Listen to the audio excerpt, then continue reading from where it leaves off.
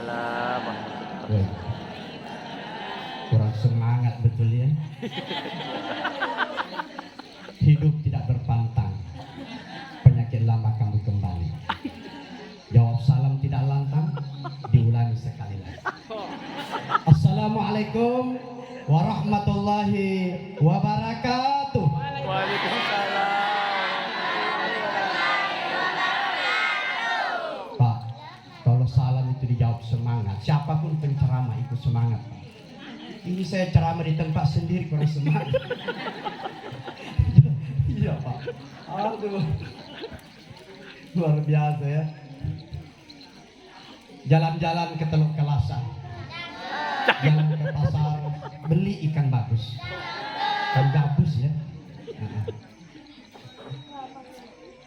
As-Safa Mandiri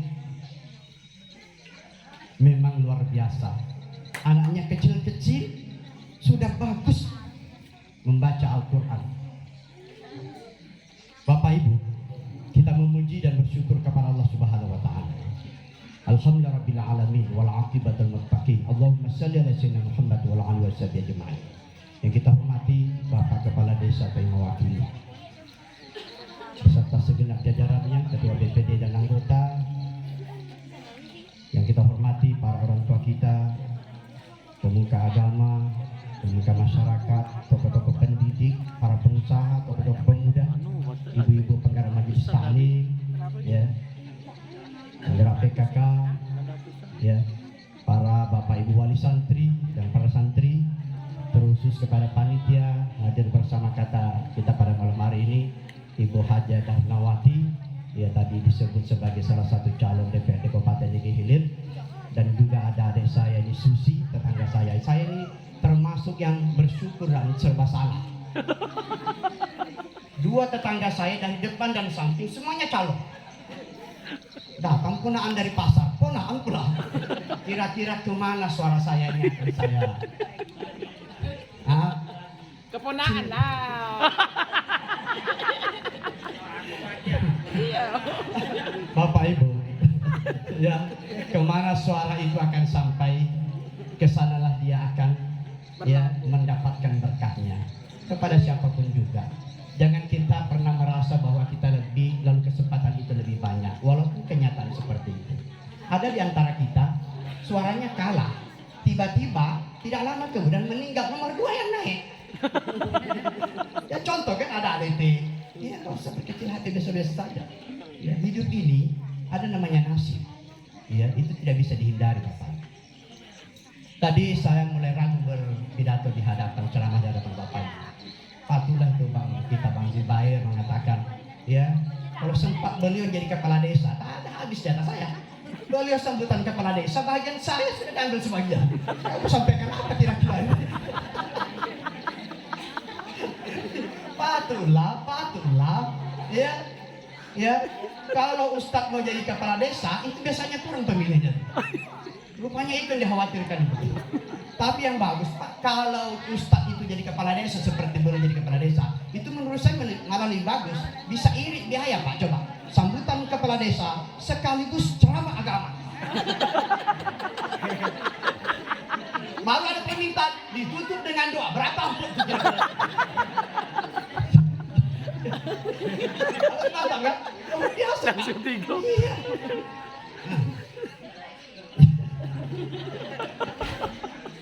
Bu, saya mau tanya.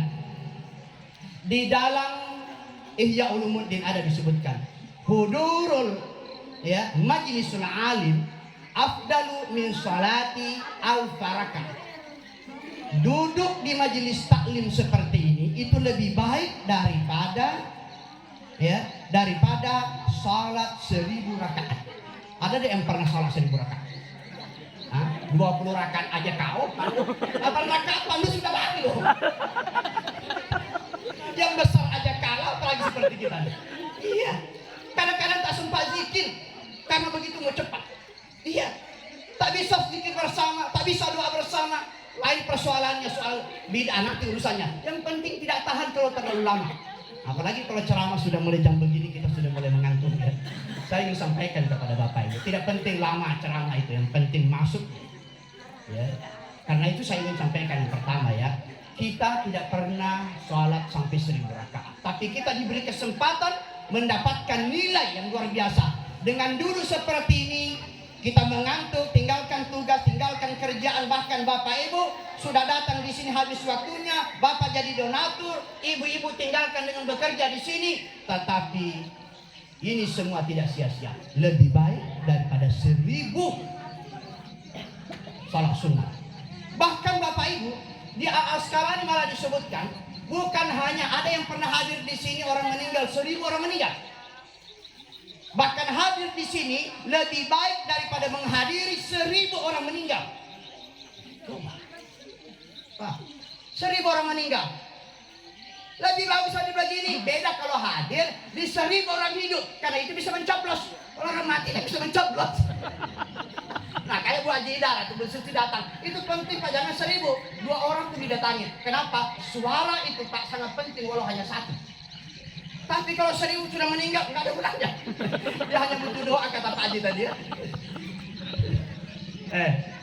Ada yang pernah datang di sini berperang sampai 1000 kali peperangan? Tidak ada. Jangan 1000, sekali saja kita tidak pernah datang. Benar enggak? Tapi orang yang hadir di majelis seperti ini itu lebih baik daripada mengikuti perang 1000 kali. Bahkan disebutkan Al-Asqalani, orang yang hadir di majelis seperti ini Bapak Ibu lebih baik daripada 1000 kali naik haji. Bayangkan 1000 kali naik haji Pak, 1 kali saja sudah 80 juta. Berapa miliar itu Pak? Hadir di sini Bapak Ibu, Bapak sudah mendapatkan hadiah yang luar biasa dari Allah. Tapi bukan berarti jangan tidak berangkat haji, tidak berarti Bapak tidak nyumbang, tidak berarti Bapak tidak bersedekah. Teruslah bersedekah, karena itu bahagian daripada ibadah. Dan memang ibadah itu sangat luas Bapak Ibu. Agama kita tidak hanya bicara sholat, puasa, zakat, haji dan umrah. Ya, kata Ibnu Taimiyah, al-ibadatu hiya, yang dimasukkan dengan ibadah itu yaitu kullu ma yuhibbullahu wa yarda minal aqwali wal af'al.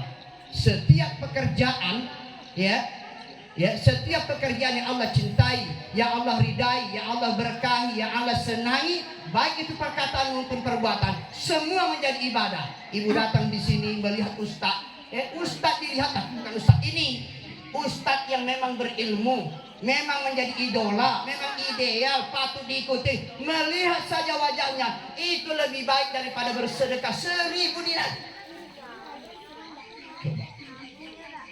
Baru melihat wajahnya. Kalau wajahku dilihat tidak ada pengaruhnya. Sudah pendek, hitam lagi. Untunglah ada juga orang pembenaannya laku ceramah. Janganlah. Walaupun saya ceramah-ceramah kampungan, alhamdulillah dapat juga undangan ke Jambi. Walaupun tak sempat hadir karena sibuk di sini cukup. Ada undangan ke Pekanbaru tak bisa hadir. Padahal saya tahu Pak itu Pak lebih besar pulangnya Pak. Tapi isinya saya tak tahu.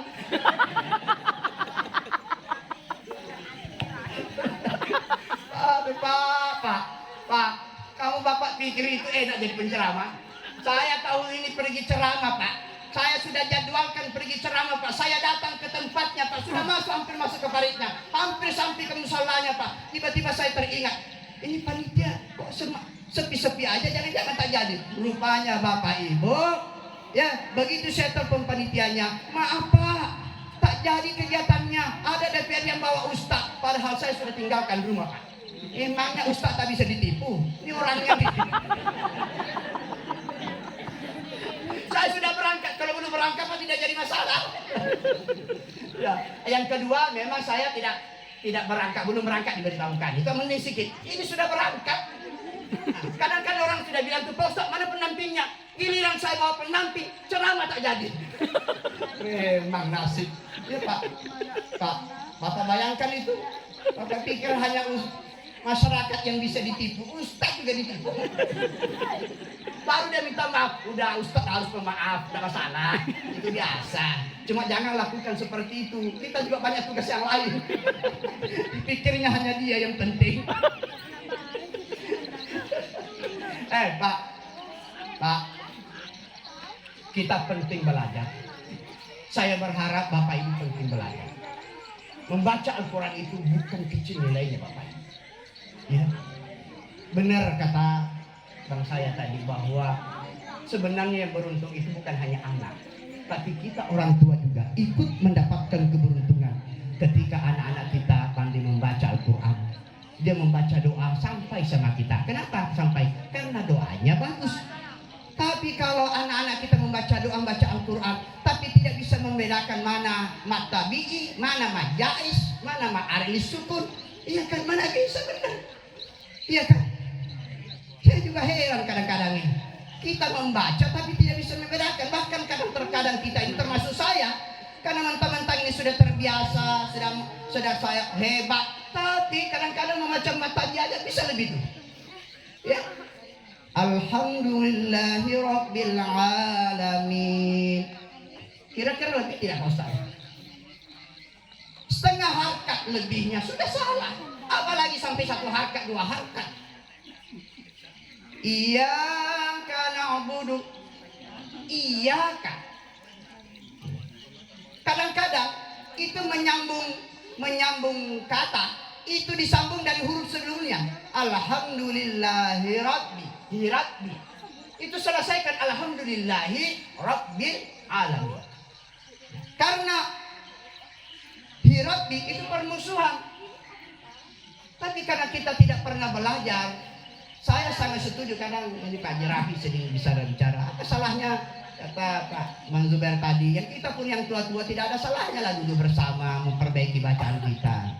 Ya, tahsin, tasmi, ya, supaya apa? Kita pun memperbaiki, ya, apalagi seperti yang saya, yang gigi sudah asli palsu, ya, bukan palsu asli, asli palsu, itu jelas banyak sudah masalahnya. Ya, kalau kita tidak diperbaiki, tentu ini akan terus menerus. Ya, anamta dibaca anamta, karena memang tidak pernah menghadap, hanya ikutan. Banyak suara yang bagus itu sangat berbeda dengan orang yang belajar dengan benar-benar, sangat berbeda. Kenapa? Dia pernah menghadap kepada seorang guru. Kalau Bapak Ibu tidak bisa dengar, bandingkan dengan orang yang belajar membaca Barzanji dengan orang yang hanya sekedar membaca. Hah? Salah, tapi pasti bisa dibedakan. Ini pernah belajar, ini tidak pernah belajar. Pak, ini karena saya sampaikan di sini Pak, karena kebetulan kita bicara di tempatnya Pak. Kalau di luar saya tidak enak bicara. Ya. Bu, kenapa kita hadir pada malam hari ini? Karena memperingati Maulid besar Muhammad Sallallahu Alaihi Wasallam. Ada perintah sholat, ada perintah puasa, ada perintah zakat, ada perintah haji. Tapi dari semua perintah ini tidak ada yang Allah kerjakan yang istimewa. Kullu amali ibnu Adam, tiap-tiap amal ibnu Adam falahu illa shaum, kecuali puasa. Itu satu kelebihan Pak.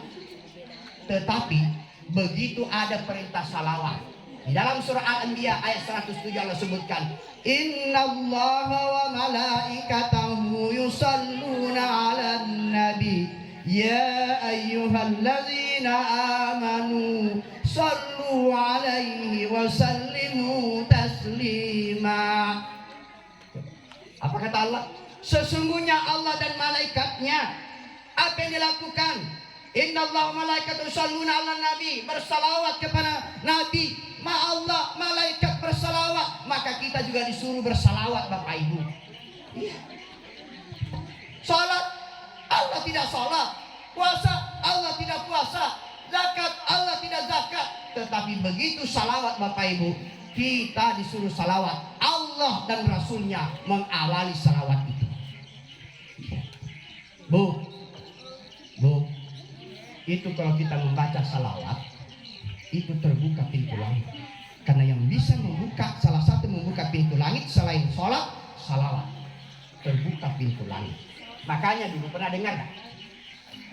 Kata orang tua kita dulu, kalau ada orang menyembelih ayam, kalau sudah sembelih ayam, di mana kau taruh nyawanya? Emang siapa yang ngurus nyawa itu? Ya selalu nakali ruh minarabi. Kok nyawa ditanyakan? Ya sudah disembelih, selesai, tidak ada urusan kita. Tetapi intinya itu Pak, dia ingin bertanya. Sebenarnya ketika kita membaca, itu Imam Syafi'i mengambil pisau. Jadi Imam Syafi'i itu Pak bukan menyembelih, membaca Bismillahirrahmanirrahim. Karena salah satu mazhab yang membolehkan baca Bismillahirrahmanirrahim, Imam Syafi'i itu Pak, bukan waktu menyembelih, waktu mengambil pisau. Baca Bismillahirrahmanirrahim. Ya. Nah, Bismillahirrahmanirrahim. Sudah ambil pisau, ini supaya berkah pisaunya, baru membaca salawat. Kenapa baca salawat ini? Supaya ruhnya ini yang disembelih kembali kepada aslinya. Nah, sudah itu baru baca Bismillahirrahmanirrahim, Allahu Akbar. Selesai Pak. Ini kadang-kadang motong ayam aja dibawakan ke guru, bawa ke daerah Pak Zakir. Ngapain dibawakan Pak Zakir? Sembelih sendiri. Yang lebih sedih Pak Zakir, sudah kita sembelihkan, jangankan rasanya, baunya pun tak sampai. Astaga. Iya Pak. Iya. Maunya tuh kalau motong Pak, biarlah kita tak motong. Kalau salah saya dipanggil pandu motong. Yang penting ketika dimakan, panggil kami baca doa dan menikmati yang sudah dipotong. Iya Pak, bener nih. Ya, ini tambahnya anak kita mau pintar mengaji, tapi kita tidak mengurus gurunya. Dan yang jadi masalah hari ini Pak, kadang-kadang kita memang perhatian kepada santri, pondok pesantren, pendidikan. Tetapi kalau anak kita ada di situ, begitu anak kita tidak lagi dididik, begitu anak kita sudah tamat, begitu ini gurunya sudah kita lupakan, lembaganya sudah kita abaikan, itu nggak benar Pak. Bagaimana dengan orang tidak punya anak? Apa tidak ada perhatian karena tidak ada anaknya? Bagaimana dengan saya? Anak saya sudah besar-besar, sudah nikah semua. Jangan seperti itu. Pikirkan lembaga, karena itu adalah tanggung jawab kita bersama. Sama persis ketika kita memikirkan pembenahan ini Pak. Soal pembenahan tidak perlu jadi kepala desa Pak, tapi ada pikiran yang sama untuk memikirkan desa pembenahan. Dari mana kita memikirkan? Dari poin-poin yang penting. Kalau kita merasa caleg itu penting untuk membangun desa pembenahan, maka bersatulah untuk memilih salah satu caleg yang ada di pembenahan. Amin. Karena kalau sepatu Pak dibagi dua, satu ambil kiri, satu ambil kanan Pak, nggak jadi Pak dipakai sepatu Pak. Benar nggak? Tuh. Iya. Dan Anda yang mungkin merasa saya tidak mungkin, Anda tidak usah berkecil hati. Pak, malu saya Pak, ngapain Pak, saya susah tak punya modal. Emang kenapa kamu pikirkan itu? Anda sudah berani maju, maka jangan pernah berpikirkan apa masalahmu. Itu suatu kesempatan Pak, tidak semua orang diberi kesempatan. Ini ada juga orang menghina, kenapa lagi masuk padahal tak mungkin jadi. Bersyukur dia masuk karena Bapak tak mau. Emang susah juga jadi begini Pak. Ada aja masalahnya, masuk salah, tak masuk salah, masuk setengah, lebih salah.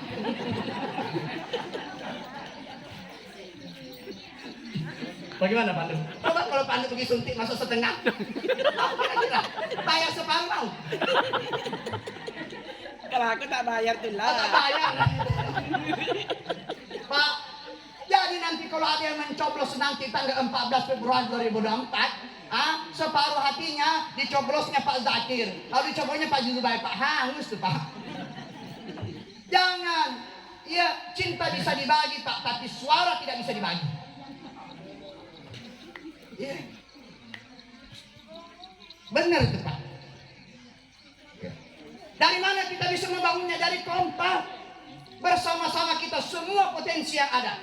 Maka saya sering sampaikan kemarin Pak, bahwa kalau bisa konsep berjamaah di masjid itu jangan hanya dibawa di dalam masjid, tapi bawa keluar dari masjid. Bagaimana kita berjamaah membangun ekonomi masyarakat? Bangun itu pertanian secara bersama-sama, bangun perkebunan secara bersama-sama, bangun pendidikan secara bersama-sama. Ajak para pemuda kita untuk bersama-sama pikirkan desa pembenahan, karena tidak akan mungkin pembenahan bisa bangkit Pak tanpa kebersamaan kita. Percayalah, kalau kita hanya selalu ingin menang sendiri, selalu merasa kelompok kita yang paling hebat, apa gunanya kita menang kalau kita tidak bisa bersama? Betul. Caleg yang ada ini jangan sedih siapapun yang jadi nanti. Itu adalah kemenangan untuk desa pembenahan. Anda yang belum jadi, Anda punya kesempatan banyak. Anda masih muda. Saya aja yang tidak jadi dulu Pak. Karena waktu itu belum ada orang bicara seperti ini. Ada dulu? Mana ada? Saya pun tidak berani bicara. Kenapa? Saya mau dipilih. Iya. Cuma kalau saya dulu enak bicara Pak. Tolong coblos saya, karena saya laki-laki. Bayangkan kalau saya perempuan, mau bilang apa tuh? Kenapa ketawa? Membayangkan diri sendiri. Dia tolong ya. Kalau ada caleg di sini kebetulan perempuan, tolong hati-hati kalau bicara. Iya, memang biasa-biasa aja dengarnya. Duduk-duduk termenung, lain masalahnya. Pak, saya melihat betapa kita di sini Pak luar biasa. Ya. Saya melihat kita di pembenahan ini Pak, benar-benar memiliki potensi luar biasa. Iya, saya tidak meragukan itu. Hanya saja, ya kita ini masih ada kecenderungan berkelompok, termasuk saya. Ya, tidak bisa menerima kekalahan. Ya, dan kemenangan dibawa ke dalam kesombongan. Kelompok itu menjadikan kita lebih membanggakan diri. Walaupun sebenarnya kita juga merasa bahwa kita ini juga punya kekurangan. Siapa sih yang tidak punya kekurangan? Siapa sih yang tidak punya kelebihan? Dan ini kalau kebenaran dibiarkan Pak, yang justru yang merasakan kemunduran itu adalah kita semua, benar. Jadi jangan lagi ada yang meremehkan, jangan lagi ada yang mencemooh. Siapapun kita punya kekurangan, punya kelebihan. Mari kita saling melengkapi, mari kita saling mendukung, mari kita bantu. Ini TPK As-Safah Mandiri Pak. Kalau begini semua anak-anak kita ke depan Pak pandai membaca Al-Quran, maka kalau suatu saat nanti kita meninggal Pak, ada yang membaca Al-Quran. Suatu saat nanti kalau kita meninggal, ada yang baca doa, ada yang baca talqin, ada yang baca tahlil untuk kita, mendoakan kita. Kenapa? Anak-anak kita pandai membaca Al-Quran. Iya. Belum lagi anak-anak kita belajar di sini, dia bisa memuliakan guru-gurunya Pak. Ini kadang-kadang Pak kita tidak memuliakan guru. Pak, kita hadir di sini, kita sudah beretika, masuk ucapkan salam, bisa bersalaman, keluar nanti bersalaman, duduk di tempat yang kosong, jangan menyela dua sahabat yang duduk berdua. Itu etika, diajarkan secara tidak langsung. Karena itu saya sampaikan kepada abang saya Pak Haji Marsuki, jangan hanya anak-anak kita tahsin membaca Al-Quran itu bagus, tapi buatlah juga anak-anak kita ini bagus akhlaknya. Pandai membaca Al-Quran tapi hormat sama orang tua. Pandai membaca Al-Quran tapi hormat kepada guru. Pandai membaca Al-Quran tapi baik kepada tetangga. Pandai membaca Al-Quran tapi baik kepada sahabat. Pandai membaca Al-Quran tapi ngerti berpolitik. Pandai baca Al-Quran tapi ngerti berdagang. Pandai baca Al-Quran tapi ngerti pertanian. Pandai membaca Al-Quran tapi ngerti perkebunan. Kasihan Pak, saya ingin sampaikan, hari ini saya betapa sedihnya Bapak Ibu. Ya, bukan memikirkan pribadi saya. Kalau untuk makan saya, gak usah saya dibantu. Saya hanya pusing memikirkan bagaimana membangun agama Allah. Masjid banyak yang tidak selesai, madrasah banyak yang tidak selesai, guru-gurunya banyak yang tertinggal. Bayangkan Bapak Ibu, desa kita desa maju, orang dapat bantuan, kita tidak. Baru aja Bapak kepala desa. Ini Pak, ini kepala desa ini Pak tak bisa. Malam ini. Malam ini. Tak ada DPR-nya Pak. Tak ada DPR-nya Iya, Pak. itu karena masalahnya kembali, tidak ada tukang eksekusinya. Kalau ada yang mengeksekusi Pak enak, paling tidak ada yang menyampaikan. Kita ini bicara Pak, diskusi di warung, di tengah jalan ada pengantinan. Mana selesai di sana Pak? Itu diselesaikan di paripurna. Cuma satu masalahnya, Darnawati ini karena dia partai baru Pak, jadi belum tentu berkawan dia di sana nanti itu. Tapi tenang, orangnya besar.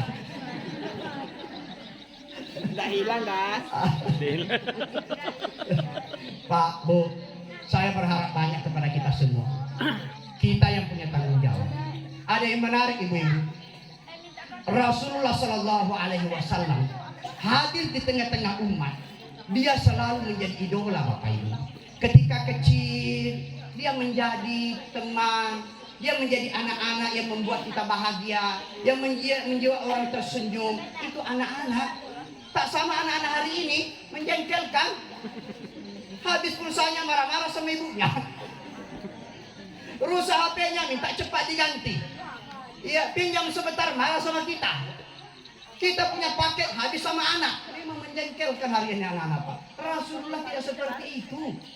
Jadi Rasulullah remaja, Rasulullah sudah bisa bekerja, membantu bapaknya. Hari ini Pak remaja diajak ke darat, tidak mau.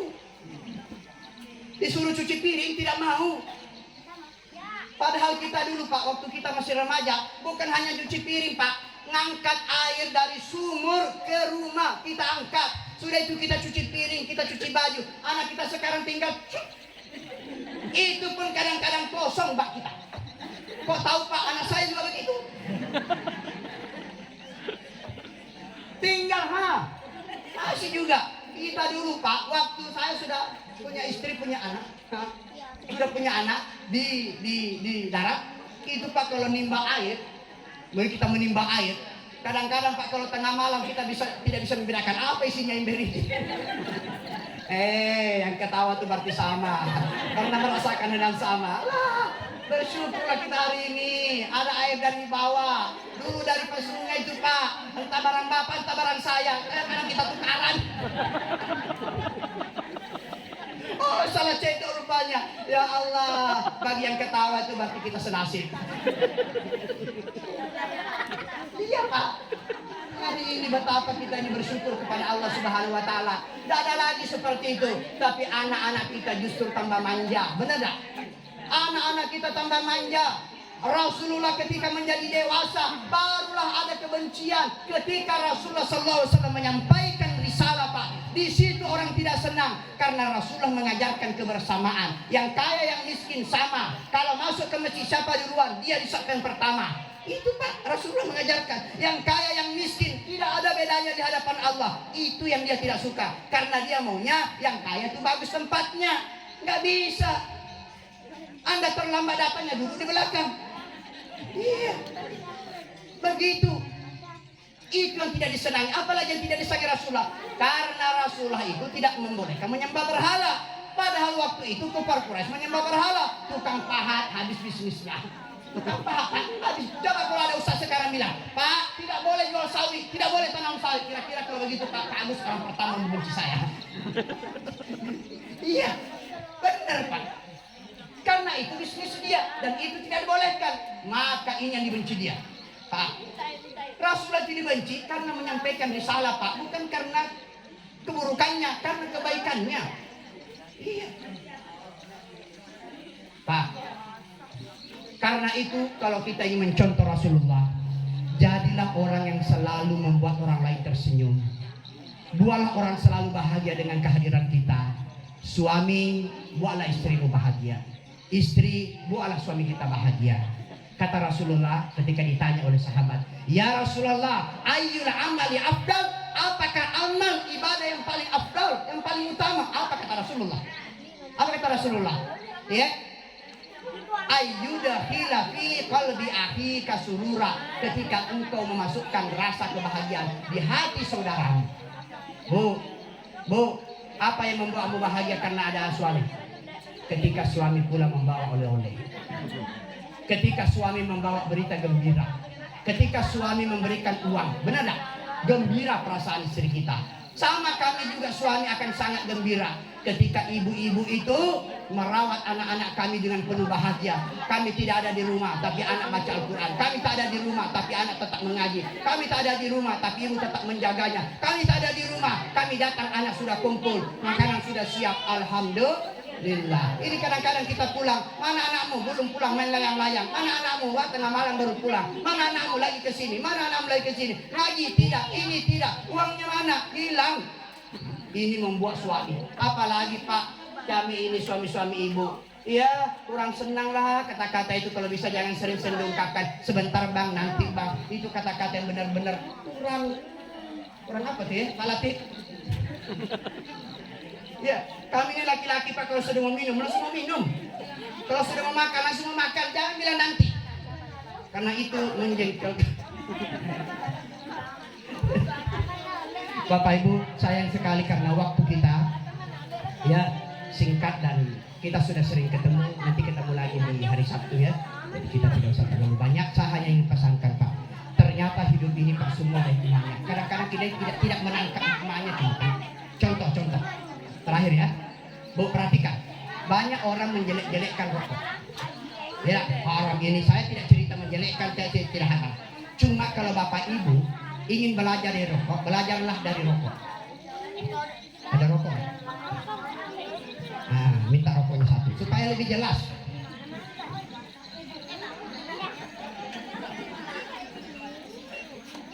Yang satu dapat lebih jelas.